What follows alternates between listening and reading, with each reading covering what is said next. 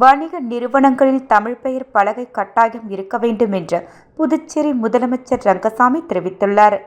புதுச்சேரியில் உள்ள கடைகள் மற்றும் நிறுவனங்களில் தங்களது பெயர் பலகைகளில் தமிழ் பெயர் அதிகம் இல்லை, கட்டாயம் வைக்க வேண்டும் என உறுப்பினர் நேரு இன்று சட்டப்பேரவையில் பேசினார். அதற்கு பதிலளித்து பேசிய முதலமைச்சர் ரங்கசாமி, புதுச்சேரியில் உள்ள கடைகளின் பெயர் பலகைகள் தமிழில் இருக்க வேண்டியது கட்டாயம். நிச்சயமாக கடை வைத்திருக்கும் வியாபாரிகள் பெயர் பலகையில் தமிழில் பெயர் வைக்க வேண்டும். தமிழ் நமது உணர்வு. அரசு விழா அழைப்பிதழ்கள் தமிழில் தான் அச்சடிக்க வேண்டுமென்று அவர் கூறினார்.